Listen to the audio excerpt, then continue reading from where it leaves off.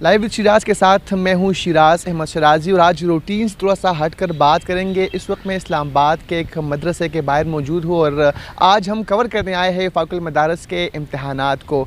आपको ये सुनकर हैरत होगी कि न यहाँ पर बोटी माफिया है, न यहाँ पर नकल है, न यहाँ पर इंस्पेक्शन के लिए टीम मौजूद है, न यहाँ पर सिक्योरिटी के एहलकार मौजूद है, बल्कि इंतहाई खुशगवार माहौल में, पुरअमन माहौल में जो तालिब इल्म है वो यहाँ पर अपने पेपर्स जो है वो सॉल्व कर रहे हैं। फ़ाक़ुल मदारस अल अरबिया दीनी मदारस का सबसे बड़ा जो इम्तिहानी एक निज़ाम है वो इसके अंडर मुल्क भर से तकरीबन 21,000 मदारस जो है वो रजिस्टर्ड है, जिनमें से 30 लाख के करीब तलबा तालिबात जो है वो इस वक्त ज़रिए तालीम है। और इस बार फ़ाक़ुल मदारस अल अरबिया के इम्तहानात में तकरीबन 5,94,000 तलबा तालिबात जो है वो इम्तहानात दे रहे हैं। खुशैन बात यह है कि गिलगित से लेकर कराची तक और मुल्क भर में जितने भी इम्तहानी मराकज़ हैं, इस दफ़ा 3,200 के करीब जो इम्तहानी मराकज़ बनाए गए हैं उसमें एक ही टाइम पर, एक ही वक्त पर एक ही पेपर जो है वो होता है और तलबा तालिबात जो है वो पेपर सॉल्व करते हैं।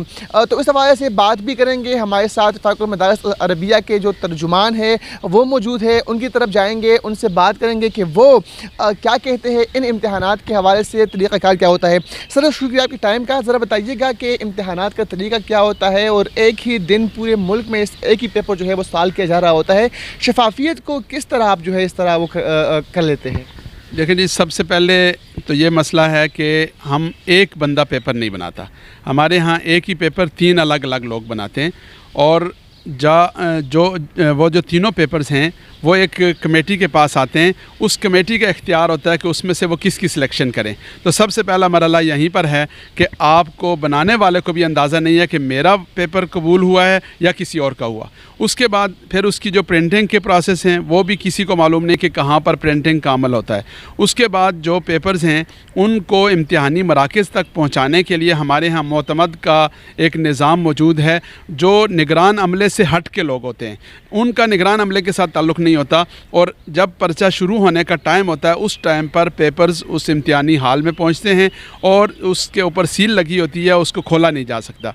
फिर जब पर्चों का अमल होता है वो आपने उसका मुशाहिदा कर लिया, उसके बाद जब उसका पर्चे मुकम्मल हो जाते हैं तो उनको दोबारा से बंद करके दफ्तर फ़ाक़ुल मदारस जो हमारा मुल्तान में है वहाँ भेज दिया जाता है। अब जो चेकिंग का अमल है वो बड़ा दिलचस्प है कि किसी भी चेक करने वाले को भी ये मालूम नहीं होता कि मैं किस तालिब इल्म का पेपर देख रहा हूँ और उसका ताल्लुक़ किस इदारे के साथ है। ये भी तो हो सकता है कि वो ये समझे कि मैंने फ़लाँ इदारे वालों को फ़ेवर देनी है या फ़लाँ तालिब इल्म के साथ रियायत करनी है। ऐसी कोई बात नहीं होती।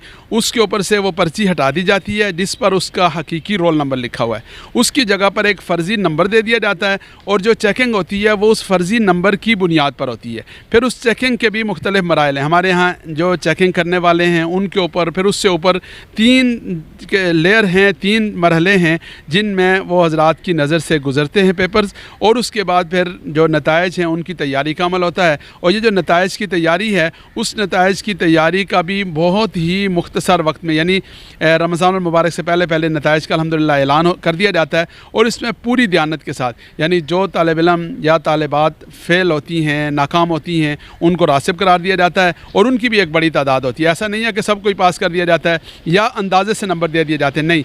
जिस तरह हम तलबा और तालिबात को ये बताते और समझाते हैं कि वो दियानत के साथ पर्चा हल करेंगे, किसी किस्म का नकल या ख़यानत का इर्तिकाब नहीं करेंगे, ऐसे ही पर्चे चेक करने वाले और नताइज बनाने वाले जो अफराद या जो रिजाल कार इसमें खिदमत सर अंजाम देते हैं उनको भी ये वाली बात समझाई जाती है कि वो पूरी दियानत के साथ, मुसावात के साथ, इंसाफ के साथ इस पूरे अमल को सर अंजाम देंगे। स्कूल और कॉलेज के जब इम्तहानात होते हैं तो हम मीडिया वाले ख़ुद जो है मुशाहिदा कर रहे होते हैं, हम खुद खबरें दे रहे होते हैं कि नकल की भरमार होती है।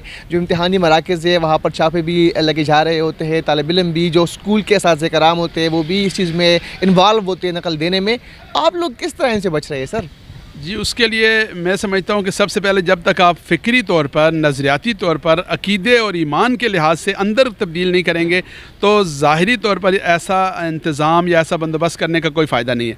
तो बुनियादी तौर पर हमें तरबियत का निज़ाम मुअस्सर करने की ज़रूरत है। और जब हम एक इदारे को तालीमी इदारा कहते हैं, ख्वाह वो स्कूल कॉलेज हो या वो मदरसा हो, हमें बच्चों को, नौजवानों को दियानत सिखानी चाहिए। बच्चों और नौजवानों में खुदा खौफी का जो अंसर है वो शामिल करना चाहिए। होता ये है कि जब वो तालीम تعلیمی اداروں میں خدا خوفی ان کے اندر نہیں ہوتی، جب وہ امتحانات میں نقل دے کر یا اثر و رسوخ استعمال کر کے کامیاب ہو کر آتے ہیں تو پھر آپ نے دیکھا کہ اس وقت ہمارا جو ملک کا نظام ہے اس میں بھی کرپشن ہے، اس میں بھی مسائل ہیں۔ تو یہ جو خرابی کی جڑ ہے وہ دراصل تعلیمی ادارے ہیں۔ ہمیں ان تعلیمی اداروں کو فوکس کرنا چاہیے اور وہاں کا جو تربیت کا نظام ہے، وہاں پر جو خدا خوفی ہے، وہاں جو دیانت ہے، اس کا سبق پڑھانا چاہیے۔ تو پھر یہ لوگ جب آگے آئیں گے، عملی زندگی میں آئیں گے تو اسی دیانت کے ساتھ، اسی خدا خوفی کے ساتھ ملک و ملت کی خدمت کریں گے، اور وہ مسائل، وہ بحران جن کا آج ہمیں سامنا کرنا پڑ رہا ہے، ان کا سامنا نہیں کرنا پڑے گا۔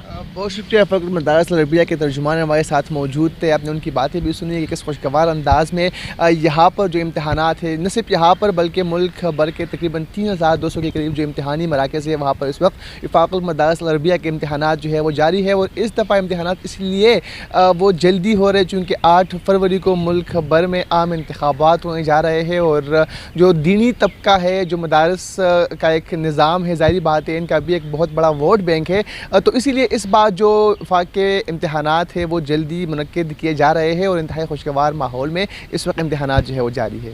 جی